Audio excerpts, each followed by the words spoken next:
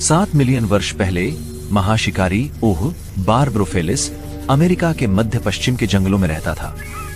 इसमें किसी भी मांसाहारी जानवर की तुलना में सबसे बड़े कृपाण दांत थे। बारबरा फेलिस निम्राविड परिवार का था जो बिल्लियों से संबंधित था।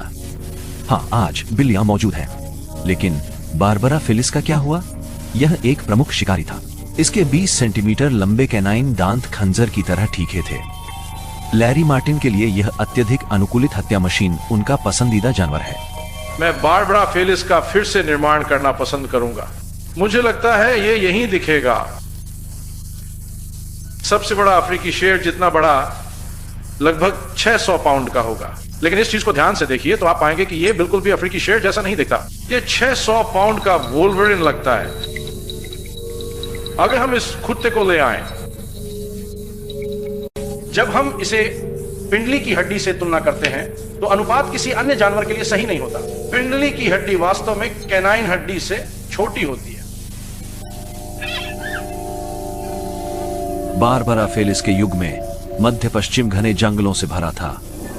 इसके किनारों पर छाया में बारबरा फेलिस इंतजार में लेटी हुई थी। पिछले पैर छोटे और छपटे थे।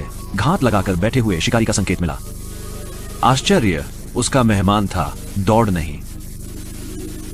एक छोटी उग्र पीछा के बाद विशाल अग्रपादों ने शिकार को पकड़ लिया और उसे पकड़ लिया। बाकी काम उसके दांतों ने किया। 7 मिलियन वर्ष पूर्व टेलियोसॉरस नामक छोटे पैरों वाला गैंडा पूर्वी कैंसस की झीलों और तालाबों के पास चरता था। मेगा शिकारी के लिए आदर्श भोजन। ओह, घातक विशेषज्ञ। टेलियोसॉरस ने शायद खर्च किया। यह दिन भर कीचड़ में लौटता और तैरता रहता है, मगर शाम को वह पानी से निकलकर चरने जमीन पर जाता। और ओह, ऐसा करते समय वो बारबरा फेलिस के सामने आ सकता है।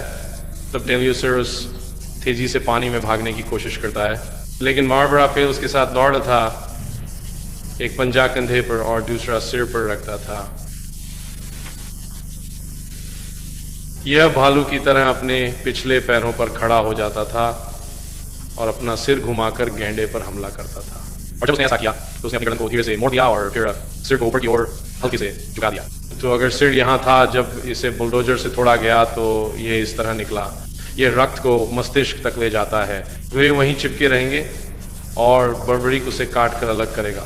और ये क्या करता है कि ये काटता है और कैनाइन इन रक्त वाहिकाओं के पीछे आ जाता है। ये कैनाइन को इस तरह से नीचे की ओर खींचता है जिससे ये अधिक प्रभावी हो जाता है। रक्त वाहिकाएं कटी और कृपाण निकला। इस तरह बारबरा फेलिस का मामला हल हुआ।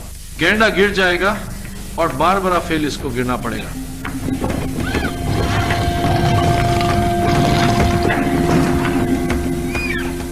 बारबरा फेलिस के डिजाइन ने जबड़ों को पूरी तरह से खुलने की अनुमति दी, जिससे विशालकाय कुत्तों को अपना काम करने के लिए पर्याप्त जगह मिल गई।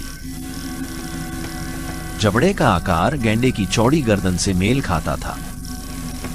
दांत ने सांस की नलियों और धमनियों को चीर दिया, मगर रीढ़ की हड्डी को छूने में असफल रहा।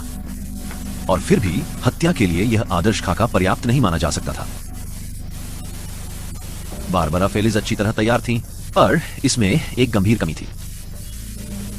बारबरा फेलन की बिल्लियों की शुरुआत बड़ी नहीं थी। वास्तव में यह हमारे पास मौजूद सबसे पुराना संस्करण है। यह करीब 14 लाख साल पुराना है। इसे स्मार्ट कहते हैं। सिलास सैमसन की माइल्स की कहानी।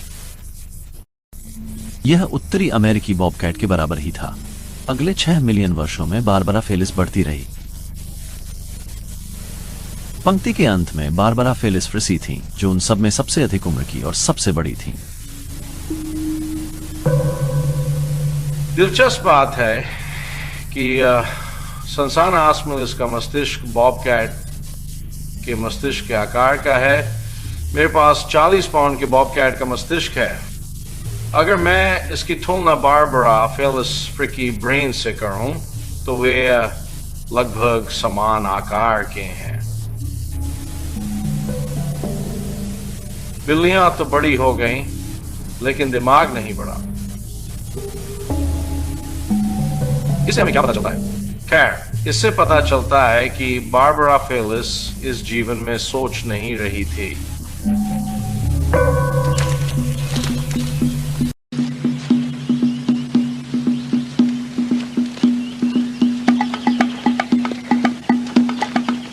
आधुनिक बिल्लियां सिर्फ आश्चर्य पर निर्भर नहीं हो सकती।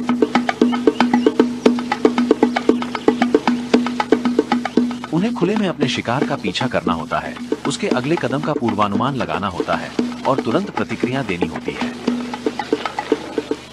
मतलब है अच्छा दौड़ना। और सोचिए, बारबरा फिलिस न तो बहुत चतुर थी और न ही अधिक तेज।